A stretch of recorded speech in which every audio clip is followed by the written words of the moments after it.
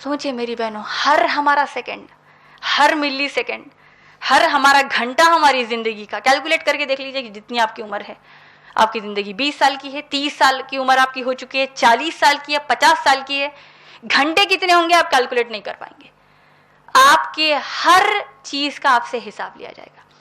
اللہ کے رسول صلی اللہ علیہ وسلم نے فرمایا کہ انسان آدم کی اولاد جو ہے وہ قیامت کے دن اس کے پیر کی رگ بھی نہیں پھڑپھڑائے گی، نہ وہ چل سکے گا نہ ہل سکے گا، جب تک اللہ اس کو 5 سوالات کرے اور اللہ کو وہ تسلی بخش جوابات کیوں نہ دے دے. 5 سوالات. دیکھیں پیپر بھی اللہ نے ہم کو بتا دیا کیا پوچھنے والے ہیں. پہلی چیز اللہ پوچھیں گے زندگی کیسے گزاری، کیا جواب دیں گے اس کا. دوسری چیز پوچھیں گے جوانی کہاں گزاری، کیا بےہودہ پن میں اپنی جوانی گزاری یا صحابہ صحابیات کی طرح دین کو پھیلانے اپنی جوانی گزاری. تیسری چیز مال کیسے کمایا، سورس کیا ہے تمہارے مال کا.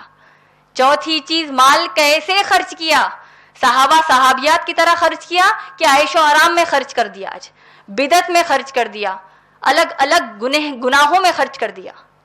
پانچویں چیز جو علم اللہ نے تم کو دیا، یہ علم اللہ نے جو تم کو دیا، دیگر الگ الگ علوم جو اللہ نے تم کو دیا، اس کا کیا کیا.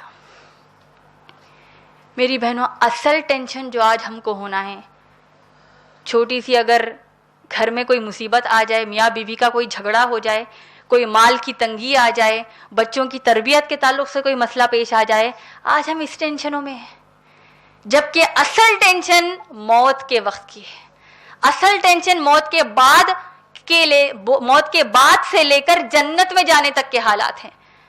اصل ٹینشن وہ قیامت کا دن ہے ہمارا. سوچئے واقعی جنت میں جانے کے ہم مستحق ہے یا نہیں، کیسے اعمال کر رہے ہیں.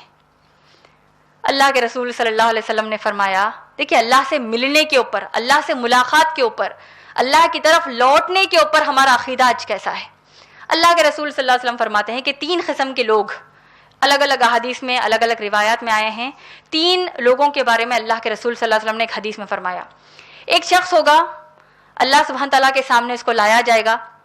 اللہ سبحانہ تعالیٰ اس سے سوال کریں گے، اے میرے بندے، کیا میں نے تم کو یہ آرام کی چیز نہیں دی؟ کیا میں نے تم کو بیوی بچوں سے نہیں نوازا؟ کیا میں نے تم کو دنیا میں لیڈر نہیں بنایا؟ الگ الگ چیزیں، الگ الگ نعمتیں اللہ اس بندے کو بتاتے ہیں. بندہ کہتا ہے بلا یا ربی، ہاں میرے اللہ آپ نے تمام چیزیں مجھے دی. بندے سے اللہ پوچھتے ہیں کیا تو جانتا تھا کہ تو مجھ سے ملنے والا ہے قیامت میں؟ اِنَّ إِلَىٰ رَبِّكَ الرُّجْعَىٰ، بے شک تم سب کو اللہ کی طرف لوٹ کر جانا ہے. یہی آیت ہے ہماری ہے سورہ الق کی، سب کو لوٹ کر جانا ہے اللہ کی طرف. اللہ پوچھیں گے قیامت میں کیا تو جانتا تھا کہ تجھے میرے پاس لوٹ کر آنا ہے؟ بندہ کہے گا نہیں اللہ نہیں جانتا تھا. اللہ کہیں گے جیسے تو مجھے دنیا میں بھول گیا، آج قیامت میں تجھے بھول جاؤں گا. دوسرے قسم کا شخص آتا ہے، اس سے بھی اللہ ایسے ہی سوالات کرتے ہیں. بے شمار اللہ نعمتیں گناتے ہیں کہ یہ نعمتیں میں نے تم کو دی. پوچھتے ہیں کیا تو نے توقع رکھی تھی کہ تو مجھ سے ملنے والا ہے قیامت میں؟ بندہ کہے گا نہیں یا اللہ. اللہ یہی جواب دیں گے جس طرح دنیا میں تو مجھے بھول چکا تھا، آخرت میں آج میں تجھے بھول جاتا ہوں. تیسری قسم کا شخص ہوگا، اس کو بڑے غور سے سنیے. بندے سے اللہ پوچھیں گے اے میرے بندے، کیا میں نے تمہیں یہ دولت نہیں دی؟ کیا میں نے تمہیں یہ شہرت نہیں دی؟ فلاں فلاں چیزیں اللہ سبحانہ تعالیٰ بتاتے ہیں اور کہتے ہیں کیا یہ تمام نعمتیں میں نے تم کو نہیں دی؟ اپنا اپنا جائزہ لیجیے، کیا کیا نعمتیں اللہ نے ہم کو دی ہیں. بندہ کہے گا بلا یا ربی، ہاں اللہ آپ نے مجھے تمام نعمتیں دی ہیں. کیا تو جانتا تھا کہ تو مجھ سے ملنے والا ہے؟ بندہ کہے گا نہیں اللہ نہیں جانتا تھا.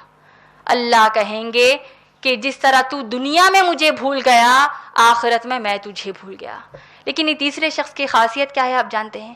یہ اللہ سے کہے گا اے میرے اللہ، میں نے دنیا میں بے شمار نیکیاں کی، میں نے روزے رکھے، نماز پڑھی، زکوٰۃ دی اور الگ الگ اپنی نعمتیں اللہ سبحانہ تعالیٰ کے سامنے بندہ خود گناتا ہے. حدیث کے الفاظ ہیں کہ انسان اپنی خود کی تعریف کرنے لگتا ہے، یہاں تک کہ اللہ کہتے ہیں کہ اب رک جا.